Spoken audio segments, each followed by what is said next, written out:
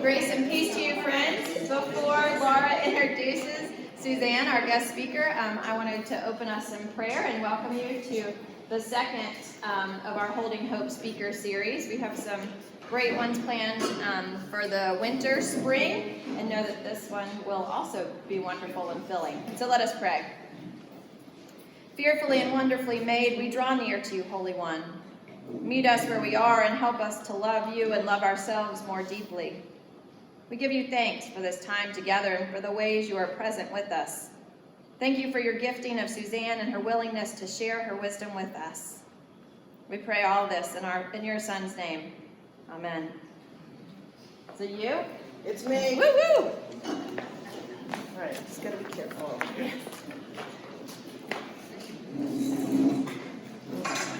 Both Lori and I are a little challenged in the vertical. No, actually, my shoes, I'm okay right now. Hopefully everybody can hear me. We welcome you again to the second in our series of Holding Hope. And this one is entitled Mental Illness, Substance Abuse, and Chronic Physical Illness, Family Impact, Change, and Healing. It's a mouthful. So before I get started in introducing Susan Brown, we've got surveys that are on the tables. Those are one way to know whether this has been impactful for you, useful for you, hit you some way, or to also give some suggestions of things that we could do going forward. We hope to hold these series at least 4 times a year in the next year. Okay. There are also little index cards that are on your table. Those are for you to fill out if you have any questions. We did get a few ahead of time that Suzanne will take and address. And then thirdly, back on those tables you may have seen some books. Those are resources that came from Amy and Suzanne, and then some from our own library. So if you guys want to check out any of those, peruse those, take pictures of the front so you can check them out at the new libraries. You know, I live in Cary and we got a really new, good library. I don't know if anybody had heard about it. It's pretty sweet, so if you want to come to Cary and visit it. All right, let me introduce Suzanne. Suzanne Brown is a licensed clinical social worker. She also is a licensed clinical addiction specialist.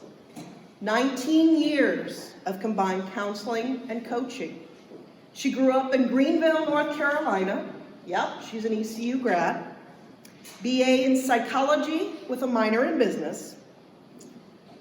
Through professional and personal experiences, led her to completing a master's of social work with a substance abuse and addiction certificate from UNC. Go Tar Heels. After several years of working as an addiction therapist in an outpatient treatment program, she started Suzanne Brown Resources. This allows her time and flexibility to create different resources in the areas of recovery, substance abuse, codependence, traumas, and family treatments. Without further ado, Susan Brown.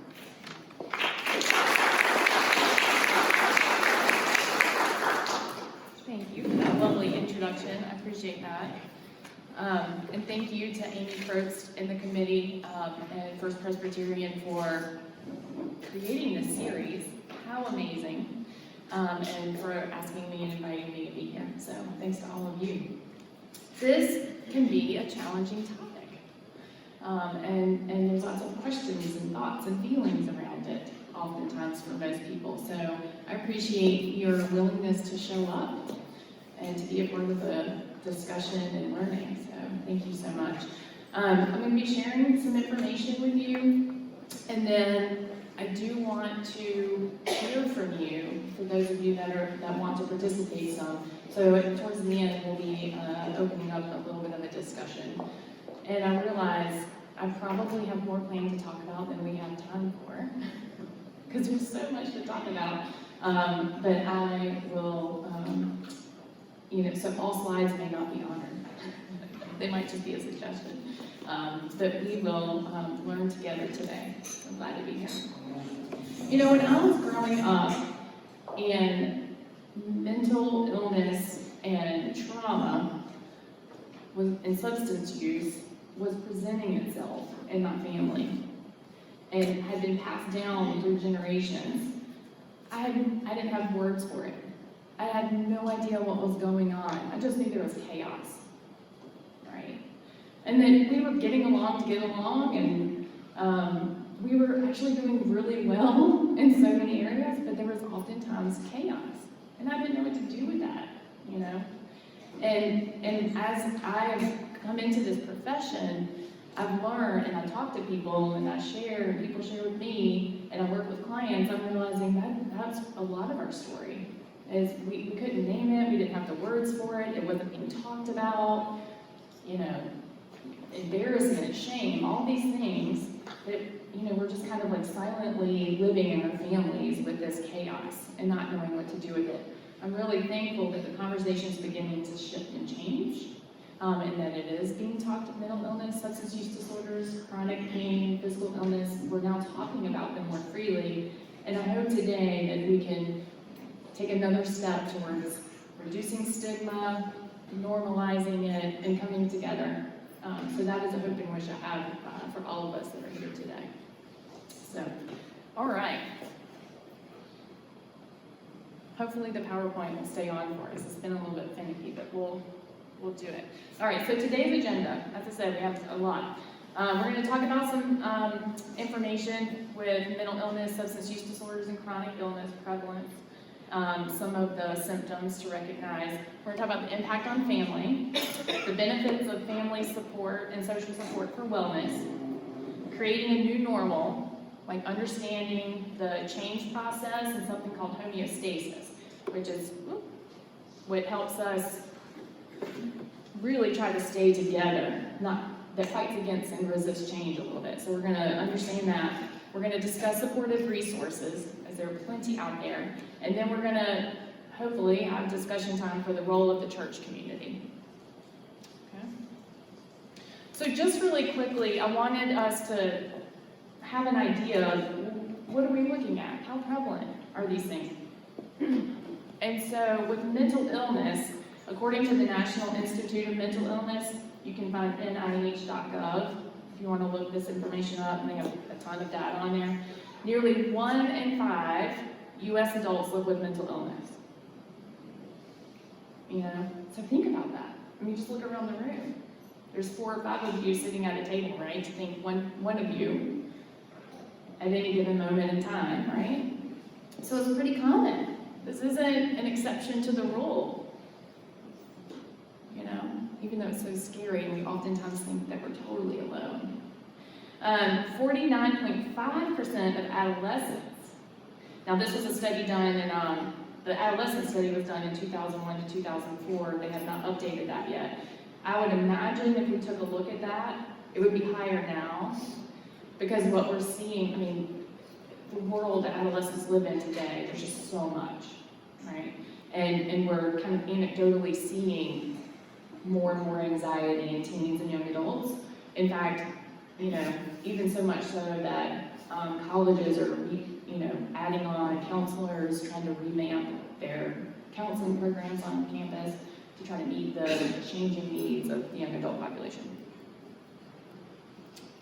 So there are lots of different mental health disorders of different varieties, but here are just some of the main ones that people often most commonly know about and ask about and are most prevalent.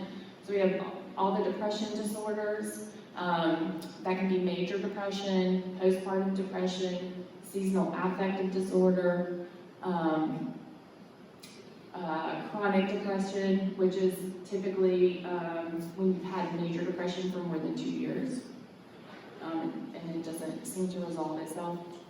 So sometimes depression is related to an event, you know, when you experience a huge loss, and then, you know, it just takes some time to get over that, you know. And sometimes it's just our chemical makeup and our genetics. Sometimes we can, you know, heal from an episode of depression in 6 to 18 months. with the right support and treatment. And some people, it's a lifelong management. So it's really unique.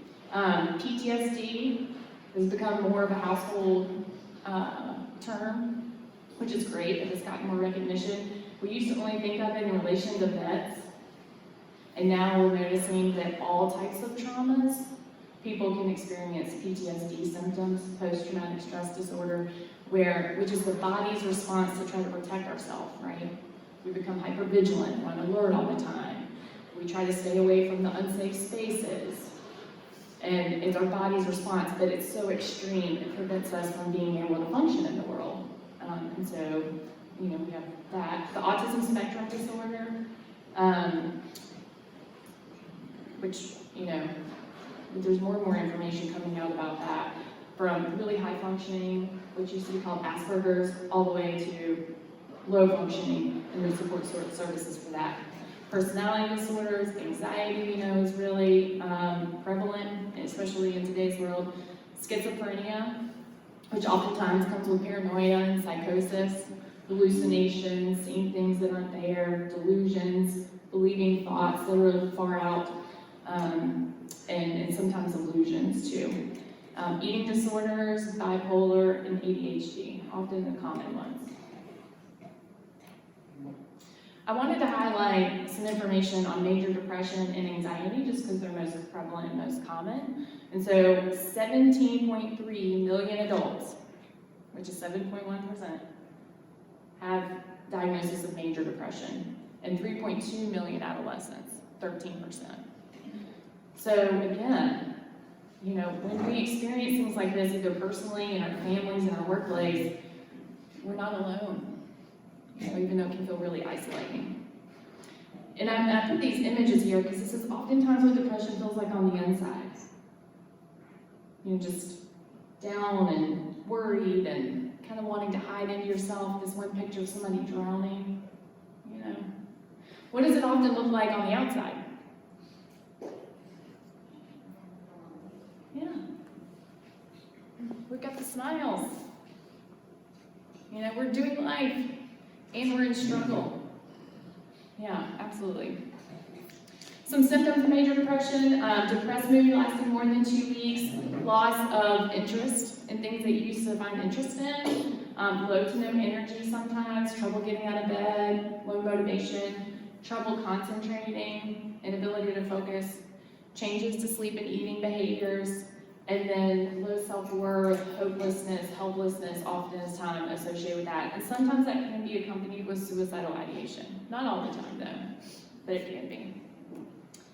And then anxiety, 19.1% of US adults in the last year, and 31.3% during their lifetime. So again, really, really common. Now, we all have sad moods, right? Sadness and anxiety and fear are normal emotions. And so what we're talking about here when we think of major depression or a depression disorder or anxiety disorder, we're really talking about when it's sustained and heightened and above normal level, and it's not just coming and going with the natural flow range of emotion.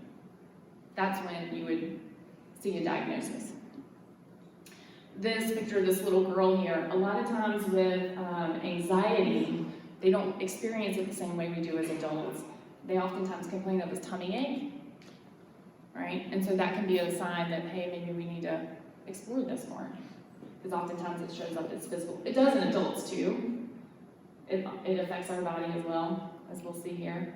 So a lot of times we feel nervous or tense, excessive worry thoughts, right? They're just ruminating, we can't turn it off, the rat wheel. Does anybody else ever have that? I hope I'm not the only one. Racing thoughts, it's like, in the head. Sense of doom or danger or dread that just doesn't really leave you. Trouble concentrating again. Of course, we have all this noise going on in our head. It's going to be tough to focus on something. And then we have physical responses. As adults, just like the little kids do, right? We also, if we really stop and pay attention, we might have a tummy ache. Or we might notice our muscles are constantly tense. Our heartbeat is fast. Our breathing is quicker. So just some different things that we can recognize and notice. right, moving on. First of all, before we move on to substance use disorders, any thoughts or questions about that? Just want to check in. Okay, cool. All right, so substance use disorders. According to the latest National Survey on Drug and Health, 20.3 million people ages 12 or older have met the criteria for substance use disorder in the past year. So pretty significant, 7.4%. In the order of that, from greatest to least, when they look at the percentage of that, alcohol is number one. Why do you think that is? Easy to get. Absolutely. It's available everywhere. Now you can even go to the grocery store and get a glass of wine or a beer while you're doing your grocery shopping. Right? I mean, it's so availability, absolutely. Marijuana, second, prescription pain relievers. So a lot of us have heard about the opioid epidemic, Oxycontin and Percocets and all of those. Yeah. Why would you have marijuana for pain relievers? I mean, considering the fact that adults they're going through this thing of trying to collect all these medicines out of medicine cabinets to keep young people and their adult children from using them. Yeah, no, good question. I appreciate you asking that. The only reason I can think of, so this is what the data shows, that more people are misusing marijuana than prescription pain relievers, a larger percentage of people. And the reason that I would think that would be is because marijuana is more accessible than the prescription pain relievers. There is a large, prescription pain reliever abuse has significantly gone up, which is, we're talking about more, thank goodness. Marijuana is easier to get, and so it's even great abused in greater numbers than even the prescription pain. And also, it could be people, they don't think it's a problem. They don't think that it. Some people don't think the marijuana use is a problem. Alcohol and marijuana, they think those are, it's not wrong. Right. Everybody does it. Well, the reality is there's a lot of people who can drink and have a glass of wine or two, or a beer or two, or maybe even once a month, you know, get a little tipsy and have a buzz, right? And then they still do life. But there's, 7.4% of the population that can't do that. Yeah. So again, I think it's accessibility. It's harder to get the pain relievers. The interesting thing, we know that doctors have contributed a lot towards, unintentionally, definitely, but just the way prescribing habits have been, that, somebody goes in with severe chronic pain, the typical route of treatment was to turn to these pain relievers because we didn't have a lot of alternatives. We weren't clear on some of the addictive qualities of it, and I'll get right to you. And so that's a big piece. But most people get them from their friends and family's medicine cabinets, which I was really stunned to see and find out. So here's my little PSA, is please, please, please, if you have surgery or you have anything where you have leftover pain meds in your medicine cabinet, in your kitchen cabinet, wherever that may be, and you're not going to use them, dispose of them. Because you can either take them to your police stations, they have drop-offs, you can take them back to the pharmacy and they'll dispose of them, because it can take anybody 2 seconds to be in the bathroom, rummage through your medicine cabinet and grab them. So please, please, please discard of all your unused medicine. The methamphetamines, cocaine, prescription stimulants, and heroin. You have a question? Yes. Is substance use disorder the same as addiction? Yes. So substance use disorder we look at as on a spectrum. All right, so from mild, moderate to severe, and we're getting ready to look at the symptoms in a second. But severe would be considered addiction, yes. And this is really alarming, 18.9 million people needed but did not receive substance use specific treatment. So pretty significant. Symptoms of substance use disorders. So the more of these symptoms that you have, that will take it from mild to moderate to severe, okay? And so addiction is a word that we commonly hear, and that would be reference to the clinical term of severe substance use disorder. So using large amounts for longer periods of time or more than intended, right? So to think, well, I'm only gonna have one glass of wine tonight, But there's a pattern of you saying that to yourself and having 4 and 5 and 6, right? Just something to pay attention to. Can happen to anyone and everyone, but if there's a pattern of that, then it might just be time to say, let me explore that, let me think about that. Wanting to cut down or stop, but just every attempt not being able to do it. Again, kind of signifying loss of control with the substance controlling you instead of you controlling the substance. Spending a lot of time getting it, using it, or recovering from it. Cravings and urges to use. Not managing responsibilities. All of a sudden you're not, doing stuff at home, or not making it to work, or not getting your schoolwork done. Continuing to use even if it causes problems in relationships, right, with your kids or your spouse or the boss, something like that. Giving up important, occupational, social, and recreational activities because you're choosing to use or you're recovering from using. Using substances again and again even though it puts you in danger, right? Continuing to use despite resulting physical or psychological problems, I remember when I worked in the outpatient clinic, some people would come in, they had been referred because they had learned because of their excessive and chronic alcohol use that they had liver damage. The liver is a pretty resilient organ in our body. Oftentimes if we stop drinking, once we get that news, it really can do a lot to repair itself. Or we have the opportunity to heal enough to get a transplant. Some people, that's all they need to hear, and they're like, whatever I have to do, I don't want to die, I want to be here for my family, whatever we have to do to make this happen. I'm here to get support. Other people continue to drink even with this news, right?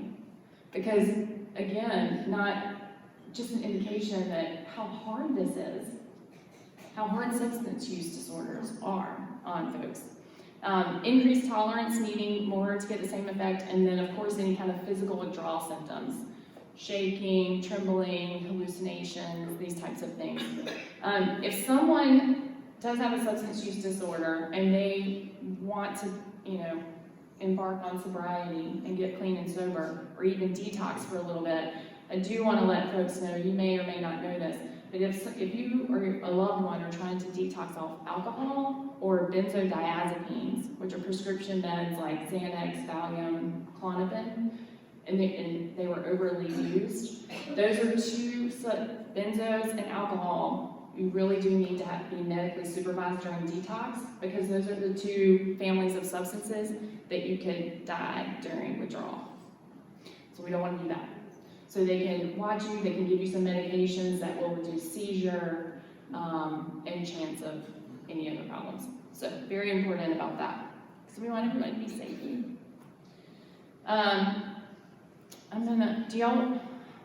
We'll come back to this if we have time. Also want to acknowledge behavioral addictions, gambling, gaming, sex and love addiction, which sometimes equals porn, but doesn't always, overspending and shopping, food and exercise. So oftentimes these can get in the way of us functioning in our life, just like the substance use does. Chronic illness. Now, I'm a therapist. I'm not a medical doctor, so I don't work directly with chronic illness. But where that shows up in my office a lot of times is because it causes a lot of stress and strain on families and is often met with depression and anxiety. Right? So it shows up. 6 in 10 U.S. adults have a chronic disease, and 4 in 10 have 2 or more. So pretty significant. The biggest leaders are heart disease, cancer, chronic lung disease, stroke, Alzheimer's, diabetes, and chronic kidney disease, and that's according to the CDC. And then I put down here neurological diseases, GI diseases, like Crohn's disease, right? And autoimmune diseases often show up in the office a lot too, because they're hard to treat. Sometimes doctors can't figure out the origin. Or really playing with medications and treatment options that can really wear on an individual and their family. And so oftentimes, this is what we're all dealing with, right? So what's the impact on the family? We know it's hard if you're the person that has a mental illness or substance use disorder or chronic illness, certainly. But the impact on the family is also great. Yeah. Supporting a family who has a member with chronic illness, and recommendations, suggestions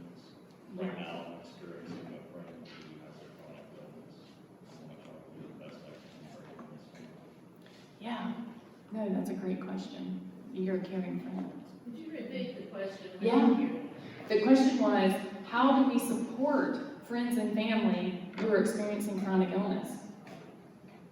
How many of us know somebody with chronic illness right now, or ourselves maybe even? Yeah, those hands are up in the room.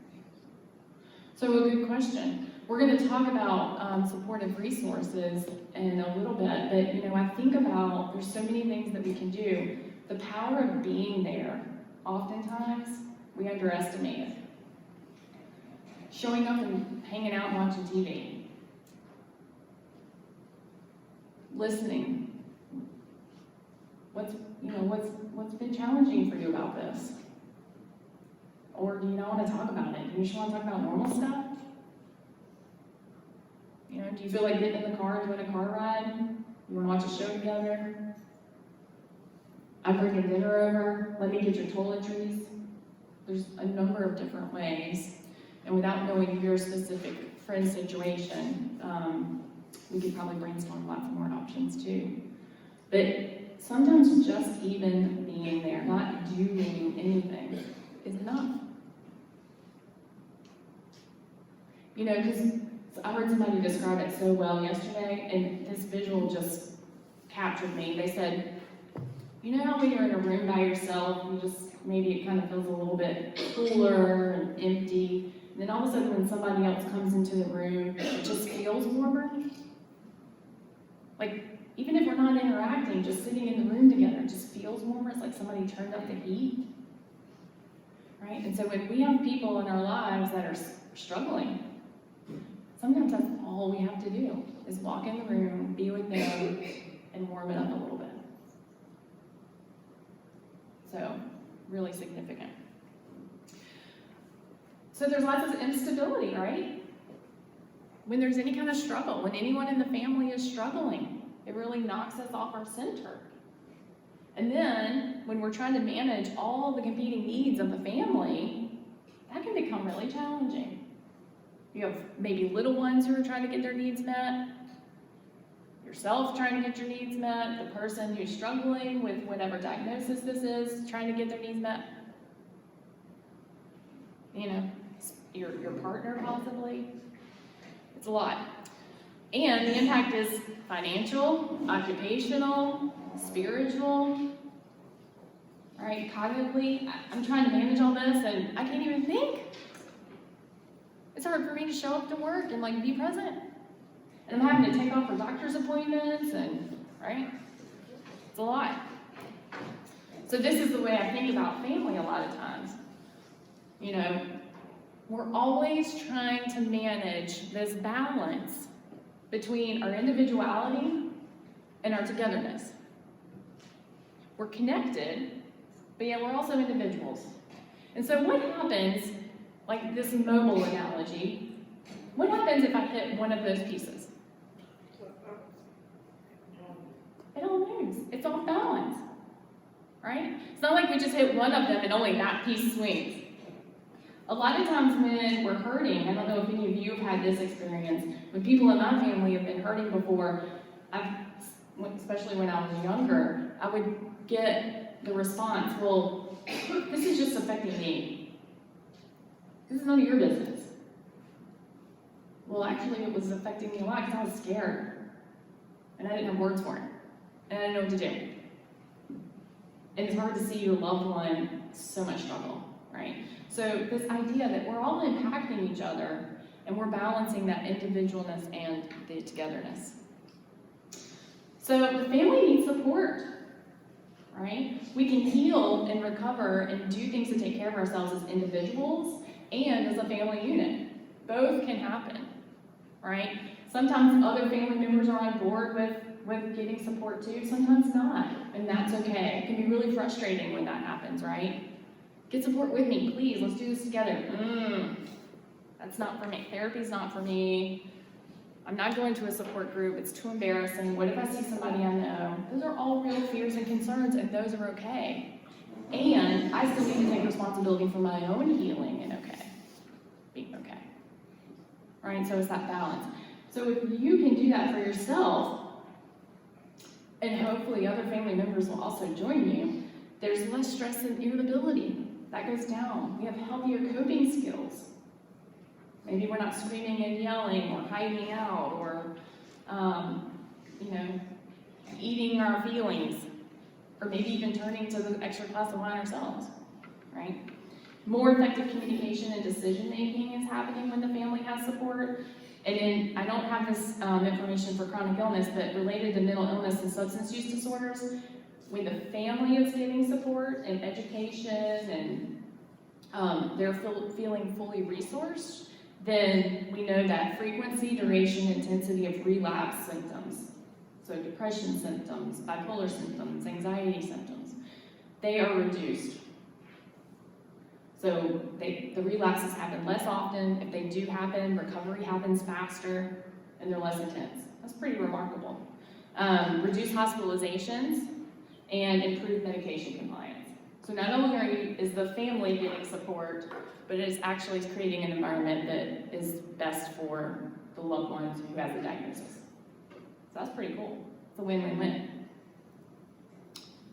Also, too, benefits of family getting support, it increases your awareness, like you get education, information on whatever the diagnosis is, and really think about how that's impacting yourself and the family. Acceptance, this is a hard one.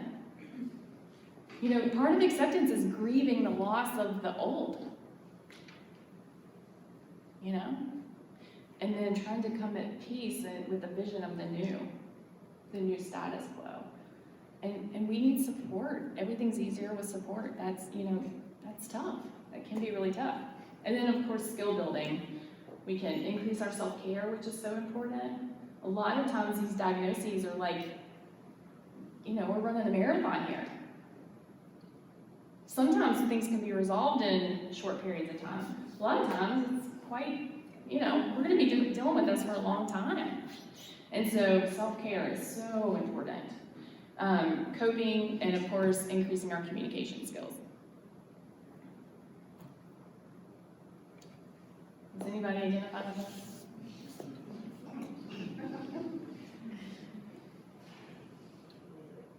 Yeah, absolutely. Because we think, well, if I have all the information and I have all the right resources, well, we're just going to do the next right thing, we're going to take all the next actions, and we're just going to all get better. And everything's going to go according to plan. Man, do I wish that were true. The reality is, we have lots of ups and downs. We all want to move towards the, trajectory of, going where we want to go, coping better, having better health, connecting better. But oftentimes, there's some sinking and swimming, some ups and downs that go along with that, and that this is normal. And so when I'm working with families, I find the ones who are able to get through it, not that any of this is easy to get through, but a little bit easier and stay connected in that getting through it, are the ones who are in the reality. Because we're not layering on the disappointment of, but wait a minute, this wasn't my plan, right? So when we have those realistic expectations, it just makes it a little bit easier, because then when the dip happens, it's still disappointing, sometimes even crushing, but it's like, oh yeah, we knew this was gonna happen. We've got this. Right? That's normal. It's not because you're not doing good enough or the right things. It's just because it's the process. So a little bit of self-compassion, let yourself off the hook a little bit, your family members off the hook, but yeah, there's gonna be ups and downs, and that's okay. We can come through it together. So this idea of homeostasis, it's kind of like we think of the force of gravity, right? Gravity holds us all to the ground. Homeostasis are the forces that want to keep everything the same. They want to keep the system the same. So when one person in the system begins to change, either in illness or in health, the laws of homeostasis say, ooh, but let's try to keep this together. We just need to keep it the same, even if the same was uncomfortable or not working. Right? And so there's a positive intent. It's to create equilibrium and stabilization. However, it can get in the way when we're trying to create wellness. Because we do need to be flexible. We do need to not be so rigid when we're trying to progress from illness to wellness. So I'm I want to do a little teeny quick demonstration just to give an idea of this.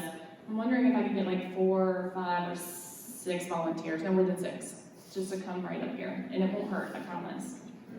I will ask you to hold hands.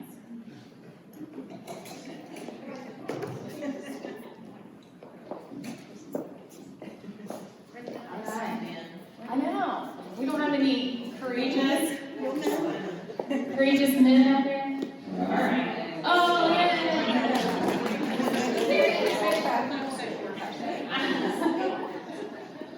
Thank you. Okay, so stand in a circle and hold hands. All right. And so one of you with the most room, just pick one, will begin to walk backwards slowly, and the rest of you hold your ground at all costs. Keep walking backwards. Keep walking backwards. Hold your ground. Keep walking backwards. Hold your ground. Keep walking backwards. Hold your ground. Oh, you gotta come off fast here. Okay, now. Yeah. So we'll space this. I'm gonna hand you the microphone. But for a second, I just want you to think, what did you notice in that experience? I'm gonna start with you. What was it like to keep pulling, and having to hold on? I wanted them to come with me and they wouldn't. And so I kept pulling harder and harder and harder. And then I thought I was going to just fall over or fall forward or to the side. So I didn't really feel very good.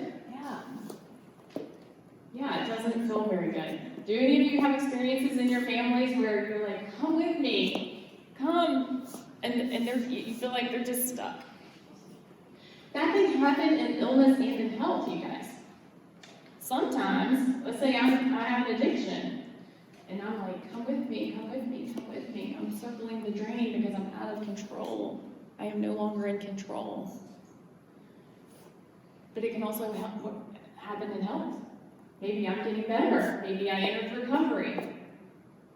But the family they're not, I went off to 30 days of treatment. I worked on myself real hard for 30 days. And my family was at home still doing life as normal. It's not that they don't want to come along with me. The circumstances are just not in that same place. They didn't have that luxury of 30-day self-care. Yeah. So it can happen in illness and in wellness, and it doesn't feel good either way. Right? Yeah, and it takes a lot of work. Yeah. So I'm curious, from your perspectives, in the position you were in, what came up for you? Or what was the experience like? Fran, help me back. In a good way. She was like my anchor. So she was trying to pull me, but she was my anchor. To say, like, stand firm. I had trouble keeping my balance so that I could help you to stay with her. I don't want to go where she's going, and I'm not going.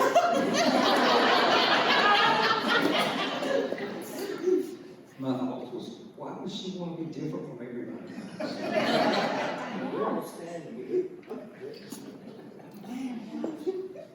Absolutely. Right? Yeah. What about an enabler?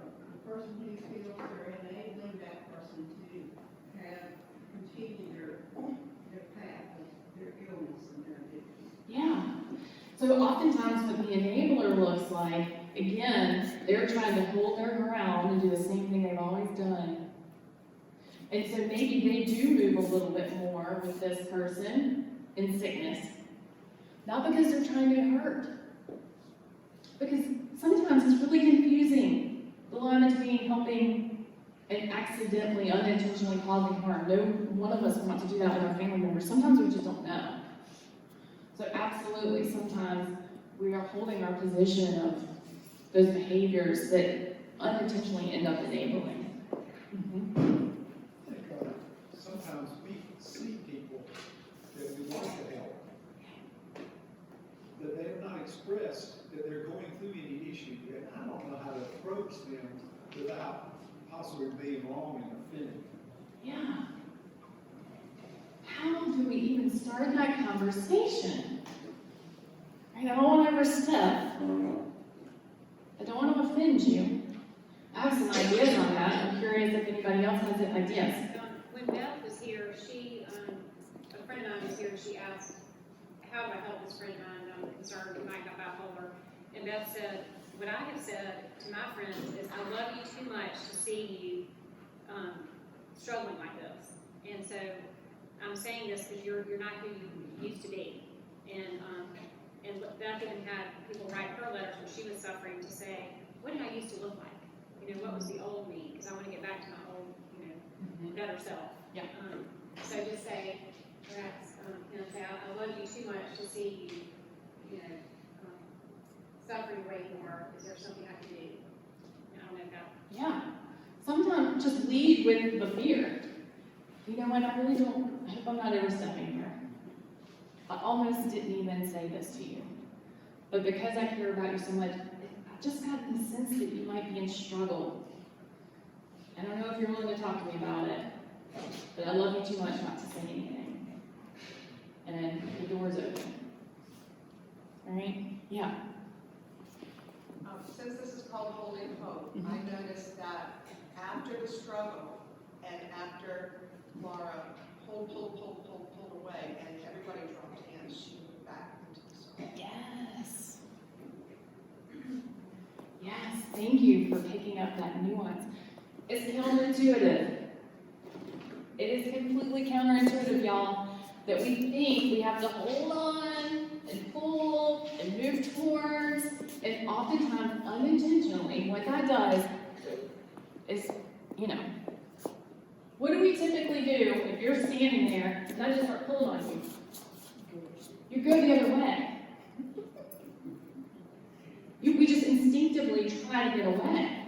So what happens if I just hold space? I'm here. I'm right here. I'm hoping you join me. I'm hoping you come along. I'm hoping we can repair a relationship. I'm hoping we can do this together. Yes.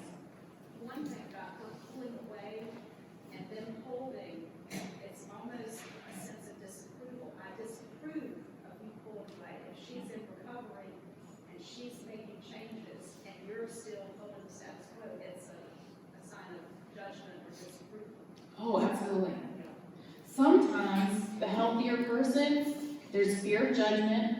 All of a sudden, it's like, oh, you're getting healthier? Now what? Now you think I'm not good enough? Or what we do here isn't good enough?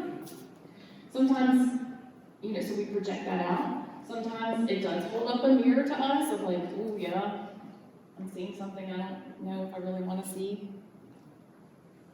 All right, that can be difficult. There's a book over here called Mothering Addiction that was written by Linda Harrison Patrick, whose mother just happened to be one of my elementary school teachers. The subtitle of the book is Leaving the Door Open, and she talks about her struggles with her son with addiction and how she did finally have to let go, start taking care of herself, and then start to get better. So I highly recommend that book. Yeah, I'm working with, so in my practice, about 50% of the people that I work with meet criteria for diagnosis of substance use disorder or mental illness. The other half of my practice are the loved ones. So I work with a lot of moms of teenagers and adult children who have a diagnosis. Spouses, siblings, right? Because it's, we've got to figure out how to show up too and how to take care of ourselves and how to be in this new normal, right? Like not hold on with all this. And I'll never forget, I started working with a mom on an adult child who was newly in recovery. He was coming home from like 6 months of treatment. He had more than the average, which is excellent if you can get it. And she said, I know I hold on too tight, but I'm terrified to let go because I'm afraid of what happens. So we just kind of talked about things in a better place. We just really thought about that. And I said, I know it sounds counterintuitive, but let's just try it. Because you can always grab back on, right? And she goes, oh, okay. And sure enough, he was calling and checking in, and she wasn't probing. She wasn't asking questions. She let him take the lead on the conversations. Well, he started calling every day. Not just like once a week. And then he started volunteering information.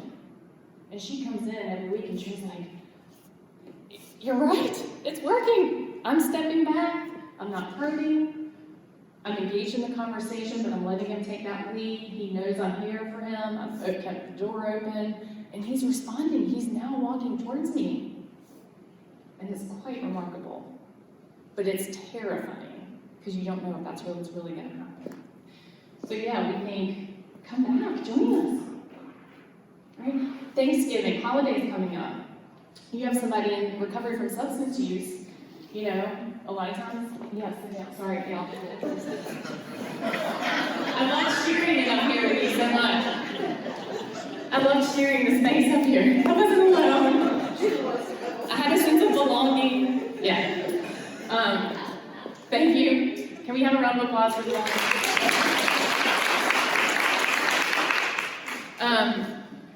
I lost my train of thought, so we're moving on.